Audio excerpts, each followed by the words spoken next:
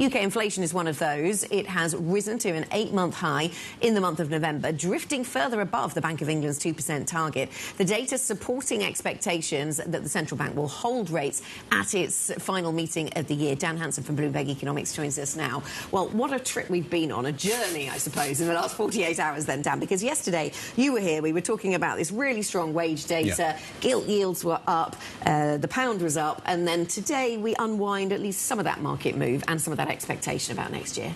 Yeah, I mean, I think this morning it's just a bit of relief that we didn't get another massive upside surprise. So when we were putting together the forecast for this CPI release, I felt that there was a much bigger chance of an upside surprise than a downside surprise when you sort of put all the pieces together.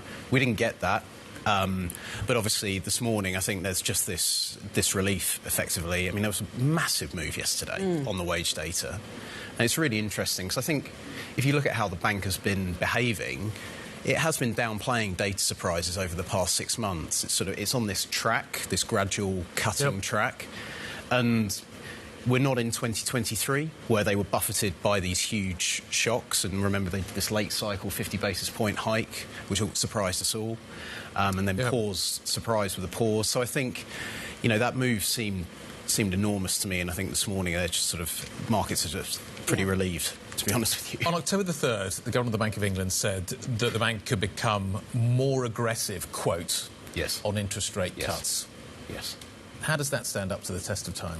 Not very well, does it? No. I mean, he clearly wasn't aware of the contents of Rachel Reeves' budget.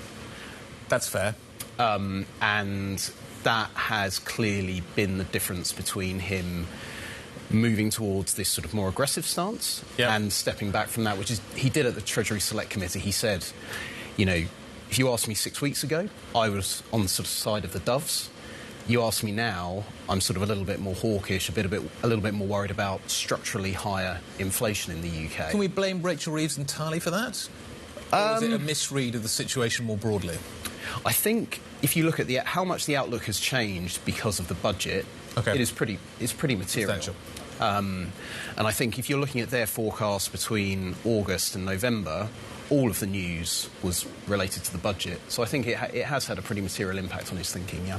Can you talk about the makeup, though, of this inflation? I think it's pretty staggering that it's coming from goods as opposed to services. That's a stark difference from other countries that are seeing inflation now. Yeah, so this morning's data was all about this re-acceleration in goods inflation, or core goods inflation, which strips out some of the volatile stuff. And what's interesting about that is that has been the driver, at least this year, of the disinflation. So we started at 4, we got all the way down to 1.7 at one point.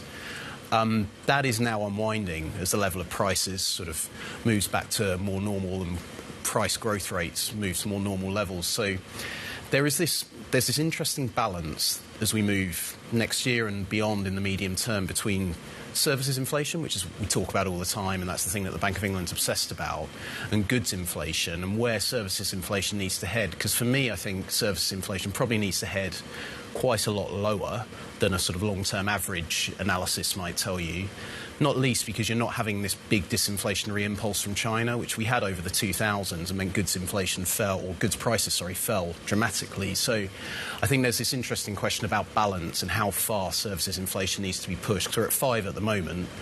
We probably need to get to at least 3, maybe even a bit below that. So we've got quite a way to go if you're going to get 2% inflation sustainably.